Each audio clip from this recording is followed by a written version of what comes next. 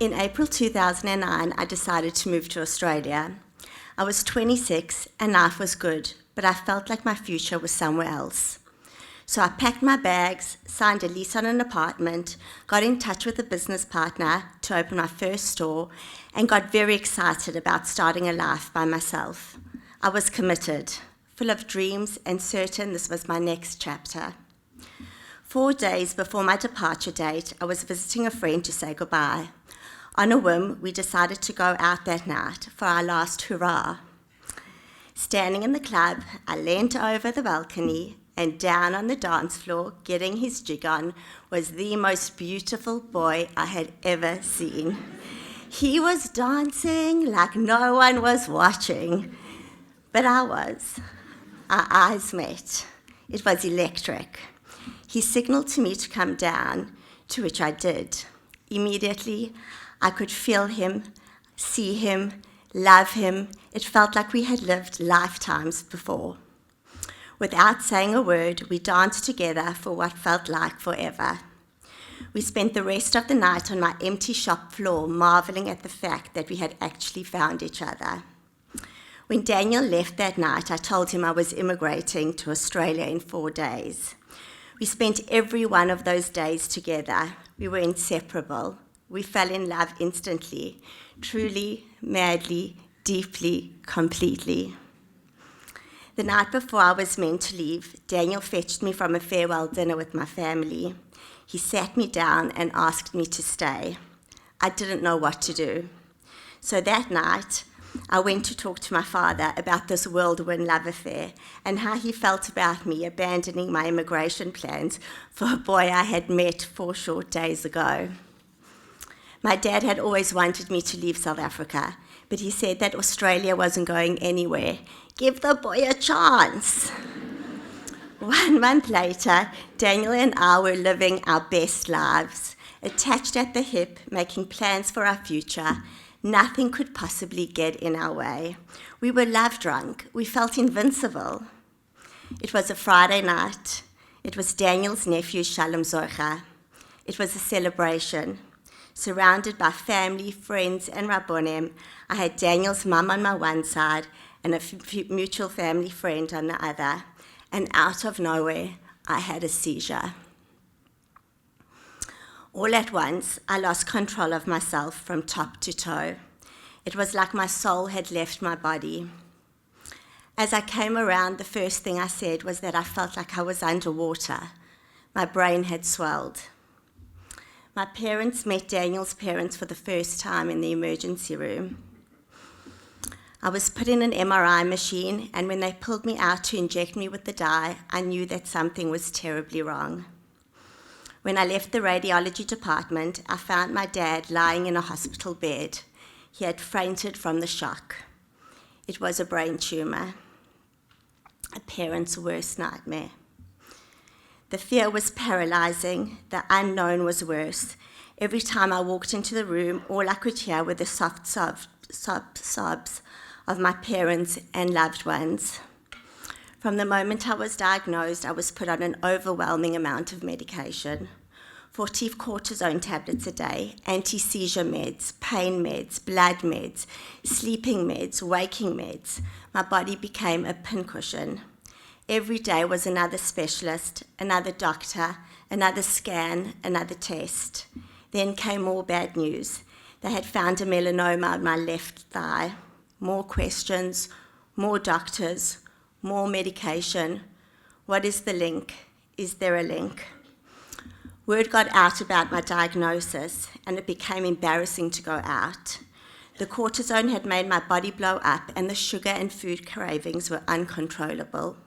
My skin was full of acne, and the petty stares and poor head tilts were simply crippling.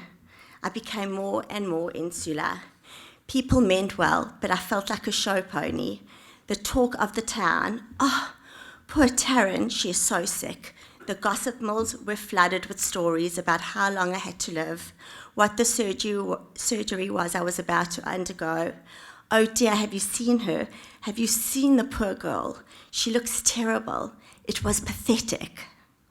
My brother flew out from Chicago, where he was living at the time, to support me and my family. He left his entire family behind, his world behind, to be with us at that time. To this day, you have no idea what that means to me. He came to every doctor's appointment, made notes, and held me when the panic attack set in. The surgery was very risky. I was told I would lose my speech, I would possibly lose the ability and the function of the left side of my body. I may not wake up, and even if I did, my brain could be permanently damaged. I would lose my memory, and I would not be able to control my emotions, but I had no choice. The day of my surgery was the 17th of May. It was Lag BaOmer, the festival of light and fire. Things got very real when they inserted the port and I was wheeled into surgery, singing, "So long, farewell, la vida, say goodbye to you, and you, and you, and you, and you." I mean, as one does, we sing when we're about to go have, like, your brain cut open. My granny Mickey had a thing for Julie Andrews. Daniel never left my side. Holding my face in his hands, he made me promise to wake up. "I'll be waiting for you under the chuppah. Don't go anywhere."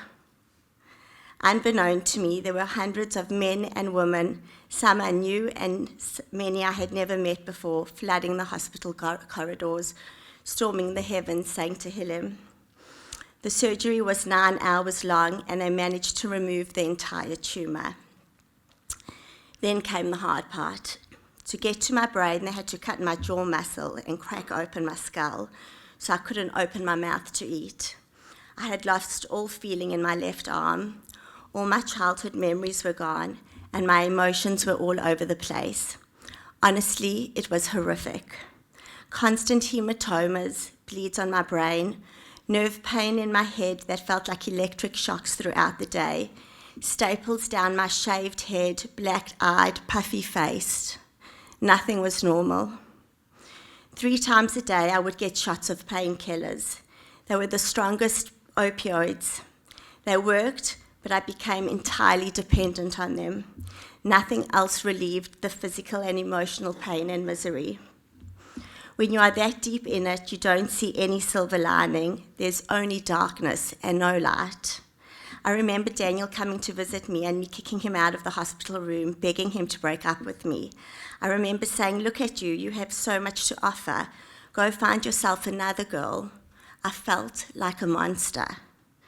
He would always refuse and respond that he was not going anywhere in sickness or in health.